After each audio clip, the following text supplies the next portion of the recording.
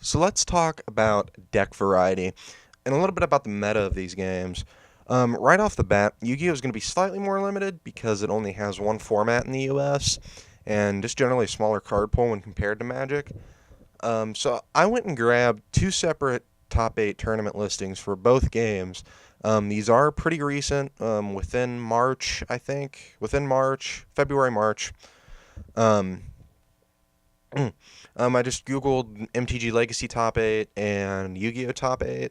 I'm using Legacy for Magic just because it's the format I have the most familiarity with, but you can apply pretty much everything in this video with Modern as well, and to a certain extent Standard. Standard's a little bit different though, just because the card pool is so small. But anyway, let's check out this top 8 listing for the Star City Games opening in Philadelphia. Right off the bat, you'll notice two Canadian Threshold decks. Oh, and I was going to mention too, Star City Games. They run a lot of Magic tournaments. They are kind of one of the big name tournament running like companies or whatever. Their events are very good. I've been to one. Um, it was very well run. I highly recommend you go to one if you can. It was a lot of fun. But right off the bat, you'll notice two Canadian Threshold decks. These are just simple variants of your traditional Delver deck. They have the same basic idea. This one's notable for running a green mana for running only one green mana source. Run Tigia and or Taiga, however you say that, and uses Curdape in place of like Snapcaster Mage or True Name Nemesis. It plays a little more aggressively when compared to some of the other Delver variants. The second place deck is Storm. It's essentially a one-turn kill combo deck. It uses the Storm mechanic. Basically, how Storm works is if you play a card with Storm, if you play a spell with Storm, that spell copies itself for every spell you've played before that one. So if I play 4 spells and then a Storm spell, the Storm spell will copy itself 4 times. Basically, what this deck does is it just casts a bunch of spells in a row and then tries to kill you off with a card called Tendrils of Agony. Goblin Belcher is a deck that's very similar to this, and it basically does the same thing. I think it even uses the Storm mechanic a little bit. Decks like these are very fragile, though, because one well-placed counterspell can pretty much ruin the entire deck. That specific variant of Storm is notable because it's a little bit more stable. It can take maybe like 2 counterspells as opposed to the one. Um, but it's a little bit more sturdy when compared to some of the other decks like it. The lands deck uses a bunch of different lands with a ton of different effects to just kind of control the board state and plink you to death with low damage creature lands. Now, what creature lands are is a land that says, okay, pay this amount of mana, this land turns into a creature, it has a power and toughness of whatever, and it's still a land in addition to its other types. It's a very grindy deck to play against, especially if you're playing a swarm kind of deck like goblins or elves. Sneak and Show, as well as Omni Show, are pretty much the same deck. Aside from a few key cards, their basic strategy is the same. Bring out Emrakul, the Aeon of Torn. And they both. That's the basic goal of both decks. They both use a card called Show and Tell as one of their main cards, and Sneak and Show uses the card called Sneak Attack, while Omni Show uses Omniscience. Sneak and Show is a little bit faster, but a little bit more fragile, while Omni Show is a tad slower, but a little more sturdy, as well as a little bit more effective because you get the hard casting effects. You get the effects of Emrakul when you hard cast them because you play them from your hand. Um, Elves is kind of a swarm combo style deck that can be played either way with the common legacy build. Your first style of play is usually depending on what your opening hand is. The idea is to generate a ton of different elves and then give them a huge attack boost using Craterhoof Behemoth, and then swing for a bunch of damage. Usually you swing like once or twice with ludicrous damage, and that's game. Young Grixis is based on the Grixis combination of colors. It uses red, blue, black, and it's called Young Grixis because its main creature card is called Young Pyromancer. They use it to generate a ton of creature advantage while using blue counter spells to slow down the opponent, and using black for kill spells to get rid of various problem cards.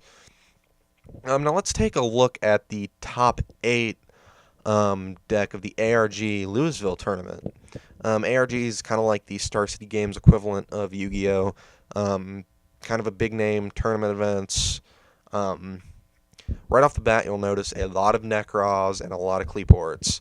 Nekroz is a new deck based around ritual monsters. It can quickly pop out heavy hitters like Trishula and Bronak, as well as recycle its ritual cards. The biggest issue with older ritual decks was having the right ritual for the right monster at the right time.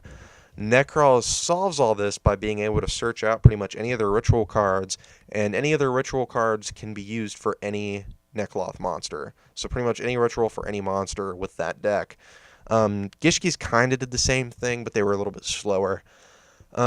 Now, Kleeports is a deck based around the new Pendulum Summon mechanic. They can summon a large number of monsters really quickly and use them as tribute fodder or for themselves. Ugh. God, I have like massive heartburn right now. um, but yeah, they can generate a ton of different. They can generate just large amounts of monsters. They can fill up their field real quick. Have a ton of tribute fodder, and their biggest strength is that the commonly used and termed floodgate cards, e.g., Skill Drain and Vanity's Emptiness, only help them. Skill Drain negates all monster effects, and it lets them reach their full attack power instantly, whereas Vanity's Emptiness stops all special summons, which kind of hurts them on the pendulum side of things a little bit, but they can still tribute for all their stuff, which is nice because all the Kleeports have, when this card is tributed for a Kleeport monster, do this. So even if they get slowed down like that, they can still pull through and they're still pretty good. Now, in the 8th place slot, we have Yusenju. It's basically a control deck. They focus around sequential normal summons to get field advantage, and they use their trap card, Yusenju's secret move, to lock down anything the opponent might do. That card can negate spell and trap effects and negate monster effects. They also use a couple of archetype-specific pendulum monsters, so they have the ability to pendulum summon, and it helps them maintain their field advantage. The one that they use a lot, I'm trying to think of the name. I can't remember the name, but its main effect is if one of your Yusenju monsters be destroyed, destroy this card instead. So that can really help them if somebody pops off like a Raigeki or a Dark Hole or something. Now let's compare these two top 8 lists. For Yu-Gi-Oh, we have a total of 3 separate decks in the entire top 8. In Magic, we have 5, or 6, really. 6, 5 if you want to count Omnishow and Sneak and Show as the same deck. They are quite a bit similar. So 5 versus 3, that might not seem like a big difference. So let's look at the next two top 8 lists. For the sake of timing in this video, I'm not going to explain every deck on these next lists in detail. So let's first take a look at the Star City Games Baltimore tournament. We have Painter, which is a pseudo-control mill deck. We have another 2 land decks. There's Mavericks, which uses low-cost creatures with a wide variety of utility effects. That's a fun deck. I've kind of wanted to play that deck. It's kind of annoying to play against though. We have Bug Threshold, which is a Delver variant, notable for its use of Deathrite Shaman. There's Dredge, which is based entirely around the Dredge mechanic and Graveyard and various graveyard effects that it uses with its cards. We see Elves again. And Mud, which is an artifact deck, also commonly called Tron. I don't like people calling it Tron, though, because Tron is technically a different deck. It's more of a modern deck, really. They call it Mud because it uses a lot of the old artifact cards, and the old artifact cards were brown instead of the new, like, metal gray. So, like in the old days, you'd see somebody playing an artifact deck. It'd be just a table full of brown, and people would be like, oh, what are you playing? Oh, I'm playing Mud, because the mud, brown, looked like mud. Now let's look at the second top 8 list for Yu-Gi-Oh! This time it's the ARG Fort Lauderdale tournament.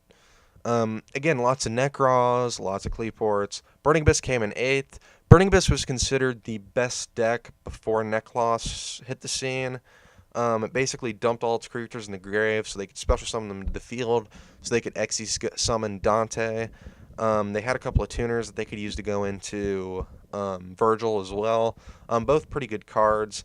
The thing with Burning Abyss, though, is that you could just never really get rid of Dante, because every time you sent something to graveyard, it would come back to the field almost instantly.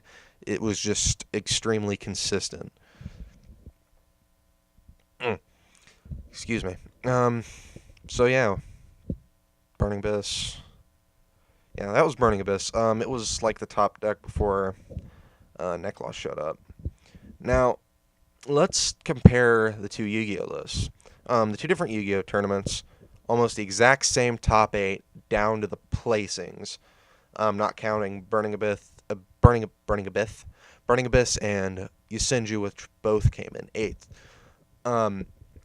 It's actually kind of ridiculous when you sit down and look at it. Between two different Yu-Gi-Oh tournaments, we have 4 decks in both top 8s.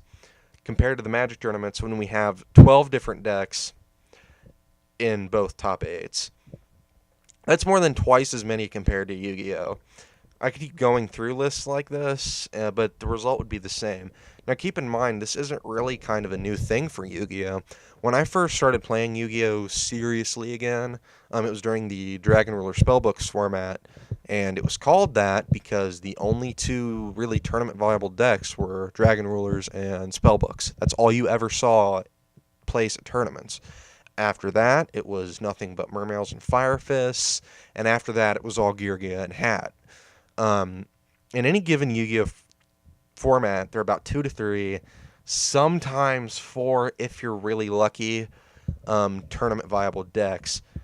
Magic beats Yu-Gi-Oh out of the water by far in terms of just sheer variety. Like I said, this is partially due to kind of how the meta and power creep works in Yu-Gi-Oh, which we'll talk about that in another video. Magic also just has a larger card pool. But, yeah, we'll get to that in the next video. We'll talk about the meta in the next part. So, if you like this, remember to follow me on Facebook or Twitter and subscribe. And as always, guys, thanks for watching. Tune in next time when we'll talk about the meta and compare the meta of these games. Will out.